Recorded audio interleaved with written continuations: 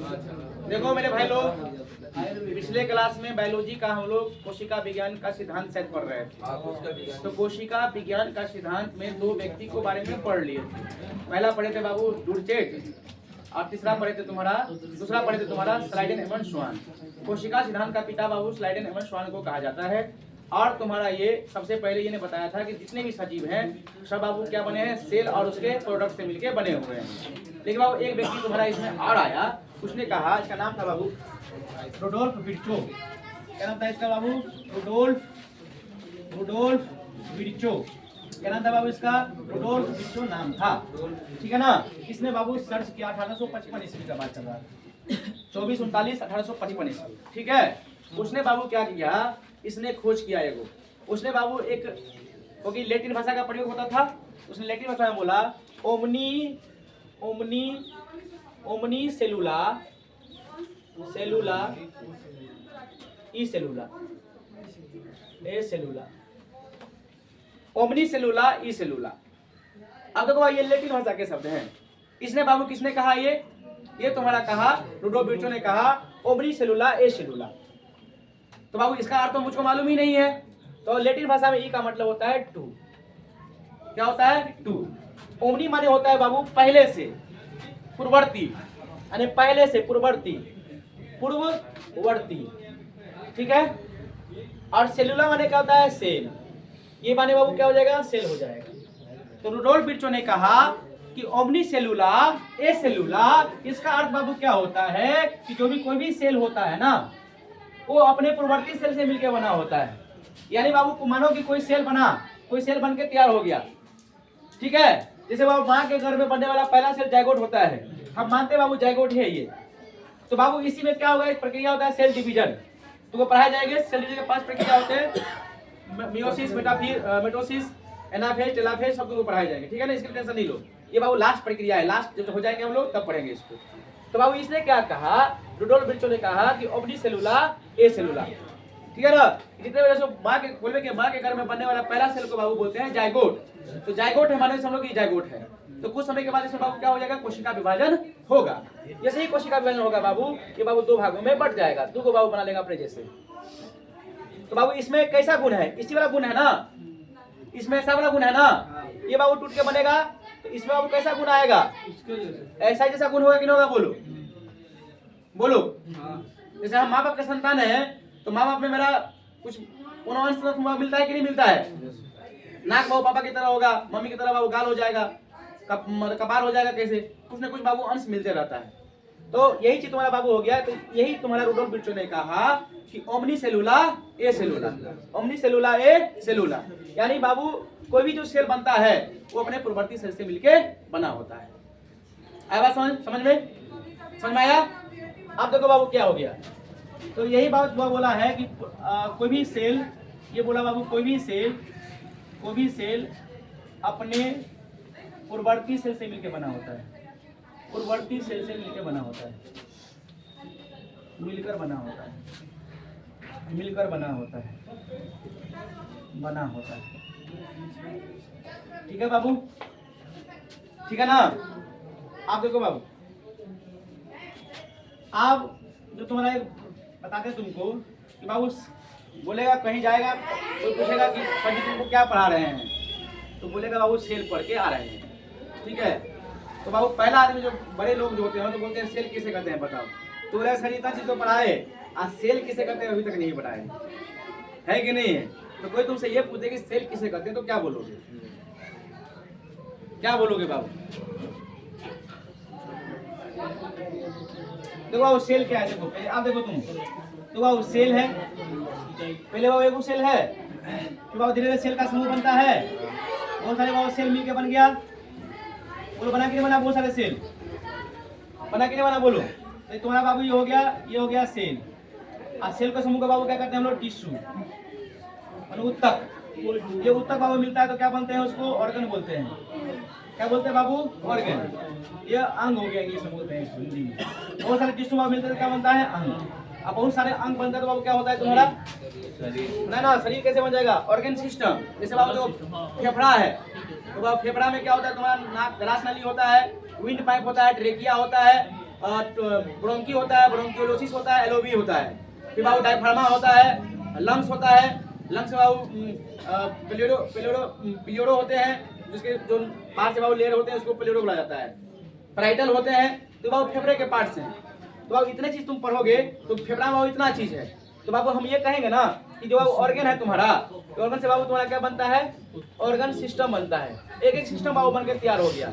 ये बाबू क्या बनेगा, ऑर्गन सिस्टम। देखो बाबू सब में सेले है, ये सेल का समूह है, फिर ये बनेगा।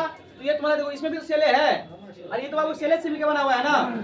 इस बाबू तो सेल से नहीं, थोड़ा जरा सेल हो जा रहा है, लाखों सेल बाबू मिलकर बन रहे हैं, ऑर्गन सिस्टम हो गया। ऑर्गन सिस्टम बाबू क्या बनता है, एक लिविंग बाबू क्या बनता है, एक बॉडी, ह्यूमन बॉडी बनता है, ह्यूमन बॉडी बनता है।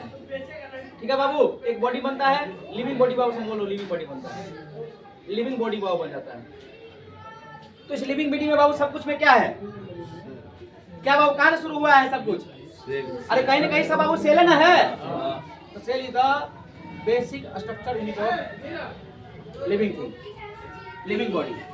यानी बाबू सेल जो तुम्हारा कोशिका है, किसी भी सजीव के लिए क्रियात्मक संरचनात्मक इकाई होते हैं, है कि नहीं। बाबू इंग्लिश में लिखो इसको, cell is the basic structure unit of human, नहीं लिविंग बॉडी का किसी भी सजीव के लिए बाबू हो जाएगा, ये लिविंग बॉडी हो जाएगा बाबू। ठीक है, cell is the basic structure unit of living body, cell कहलाता है। कोशिका का सबसे सूक्ष्म इकाई को बाबू क्या कहते हैं, नहीं ऐसे बाबू, किसी भी सजीव का सूक्ष्म और क्रियात्मक इकाई को क्या कहते हैं, सेल कहते हैं। क्रियात्मक एवं संरचनात्मक इकाई को बाबू क्या कहते हैं, सेल कहते हैं।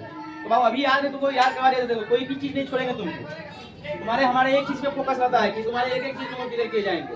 अब की बार रेलवे, आरपीएफ, जिस परीक्षा में साइंस पूछे जाएंगे सब पार, जीके भी पढ़ाए जाएंगे, टेंशन मत लो, don't fear when Baba is here.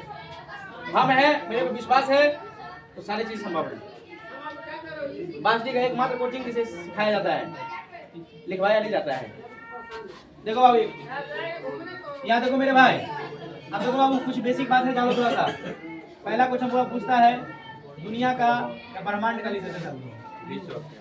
का, ब्रह्मांड का सबसे छोटी कोशिका किसकी होती है, छोटी कोशिका। तो इस पे सर्वे किया है, इतना ही सर्वे किया है। ब्रह्मांड की सबसे छोटी कोशिका बाबू कौन है, बैक्टीरिया। इसका होता है बाबू, बैक्टीरिया का होता है। बैक्टीरिया बाबू कौन होता है, mycoplasma, mycoplasma, plasma, plasma. Micro का दूसरा नाम क्या है बाबू, पीपीएलओ। दूसरा नाम क्या है, पीपीएलओ, या वो इसको और बोलते हैं, और नाम है इसका एमएलओ, पॉलीप्लेरो like organism, molecule like organism.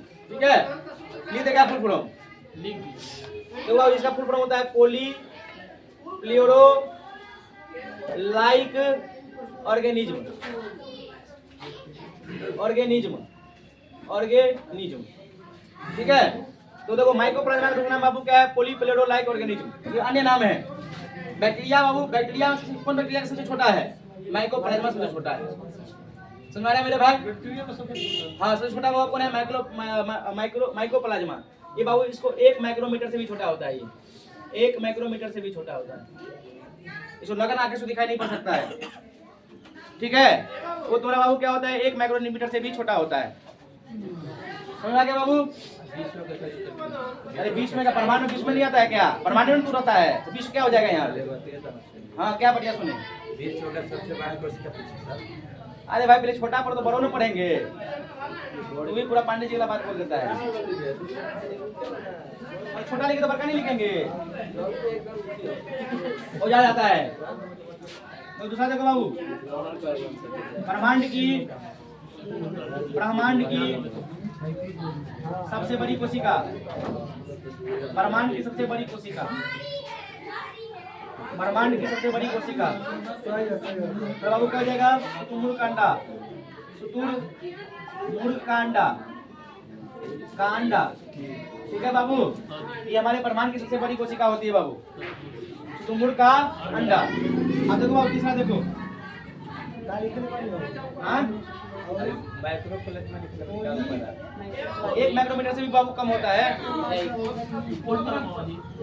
पोलीप्लेरो, PLEURO, like organism, like organism. तीसरा देखो बाबू, ब्रह्मांड की सबसे बड़ी कोशिका शुतुरमुर्ग का अंडा। अब देखो आप मानव में, जैसे बाबू कोई मानव है, ह्यूमन है, उसमें बाबू सबसे बड़ी कोशिका क्या होती है? देखो मानव में सबसे बड़ी कोशिका क्या हो जाए बताओ? सबसे बड़ी कोशिका, हाँ सबसे बड़ी कोशिका बाबू होता है महिला का डिम्ब या अंडाणु, ठीक है बाबू।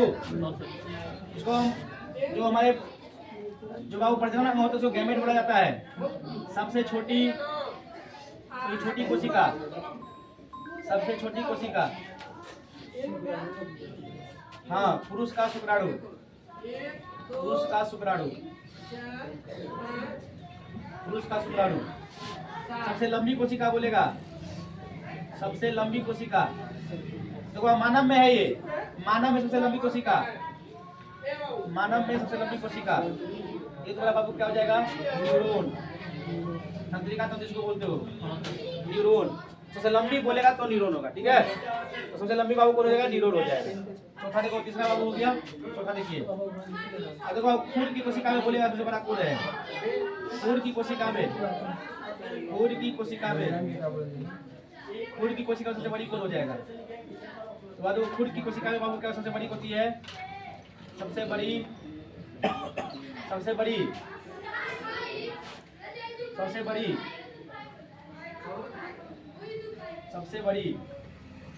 कौन हो जाएगा तुम्हारा बाबू? WBC। सबसे छोटी बाबू कौन हो जाएगा? सबसे छोटी कौन हो जाएगा बाबू? RBC।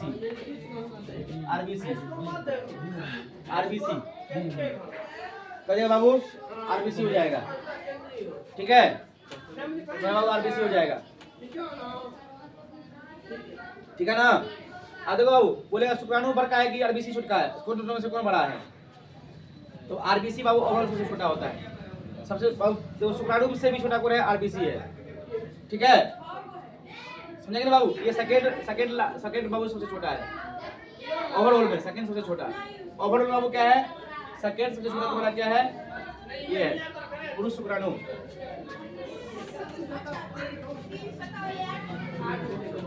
हाँ क्या हुआ मेरे भाई, बोलो। वो बताइए, पुरुष का शुक्राणु हाँ सेकंड सबसे बड़ा है, सेकंड सबसे छोटा है, सबसे छोटा बाबू RBC हो जाएगा ओवरऑल में। ओवरऑल सबसे छोटा बाबू कौन हो जाएगा? RBC हो जाएगा। ऐसे बाबू सबसे छोटा तुम्हारा ये तुम्हारा मानव में बोला रहा है, खून में नहीं बोल रहा है। खून में बाबू सबसे छोटा दोनों मिला के चले गए तो सबसे छोटा हो जाएगा RBC, ये सेकंड सबसे छोटा हो जाएगा, ठीक है ना। समझ आ रहा है मेरे भाई, बोलो। अब देखो बाबू ये तुम्हारा बेसिक बात खत्म हो गया। अब हम लोग चलने वाले हैं थोड़ा हाई लेवल पे चले गया, ठीक है। आप लोग बनाओ थोड़ा लिखना है। सबसे क्या करा था?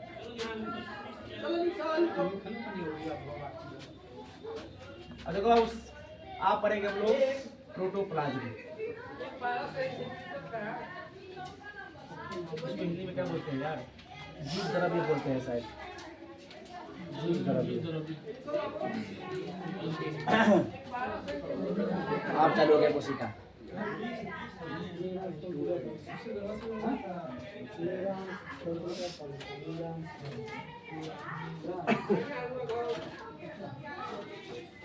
हो गया भाई लोग, बोलो जल्दी से। हो गया।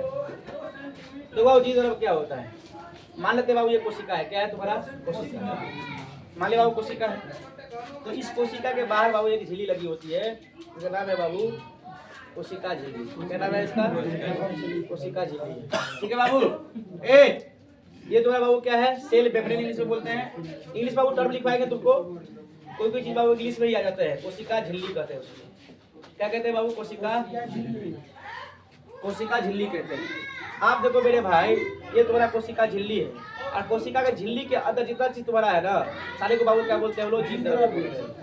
क्या बोलते हैं बाबू? जीव द्रव्य कहते हैं, प्रोटोप्लाज्म में कहते हैं। यानी कोशिका के झिल्ली में अंदर सब कुछ क्या कहलाएगा बाबू? जीव द्रव्य कहलाएगा। जैसे बाबू हम जाते हैं बाजार, मम्मी बोलती है कि बेटा जाओ बाजार सब्जी लेके आओ, तो झोला लेके जाता है, झोला में करेला, बैगन, आलू, छीबी, मटर, गजरा, जो भी तुमको बुलाता है वो लेके आ जाता है। तो ठेला में सब कुछ जीव द्रव्य कहलाएगा, है कि नहीं? तो बाबू देखो, ये झिल्ली के अंदर सब कुछ जीव द्रव्य कहलाता है। समझे बाबू? क्या कहता है बाबू? जीव द्रव्य कहलाता है। इस जीव द्रव्य के अंदर बाबू देखो, एक होता है यहाँ पे होता है न्यूक्लियस। क्या होता है? न्यूक्लियस। और न्यूक्लियस के नीचे बहुत सारा क्या होता है ना, तेल भरा रहता है, मतलब जिससे लिक्विड वाले पार्ट्स भरे होते हैं, पानी भरे होते हैं बाबू। क्या भरे होते हैं बाबू? बहुत सारा पानी तुमको भरा रहता है, इसमें बहुत सारा पानी भरा रहता है, ठीक है ना? तो बाबू ये जो तुम्हारा देखो, ये पूरा तो यहाँ से लेकर पूरा जो झिल्ली के अंदर जितना देख रहे हो सब पूरा क्या है बाबू? जीव द्रव्य है ना? जीव द्रव्य। आप देखो बाबू, जीव द्रव्य का खोज किसने किया था? पुरकुज्जे ने। खोज बाबू किसने किया था? पुरकुज्जे।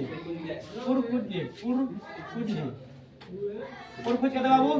पुरकुज्जे ने खोज किया था। जीव द्रव्य का खोज किसने किया था? पुरकुज्जे ने। जबकि हक्सले नामक व्यक्ति ने, हगले नहीं हक्सले, हक्सले नामक व्यक्ति ने बाबू, हक्सले होता बाबू, हक्सले नामक व्यक्ति ने कहा था कि जीव द्रव्य जो है, जीव द्रव्य सजीवों का भौतिक इकाई है। क्या है बाबू? भौतिक इकाई है, भौतिक इकाई है। ये दो बात तुमको बाबू से पूछेगा कि जीव द्रव्य का खोज किसने किया था? पुरकुज्जे ने। और किसने कहा था कि ये बाबू क्या है? भौतिक इकाई है, सजीवों का भौतिक इकाई जीव द्रव्य है। किसने कहा था? हक्सले ने कहा था।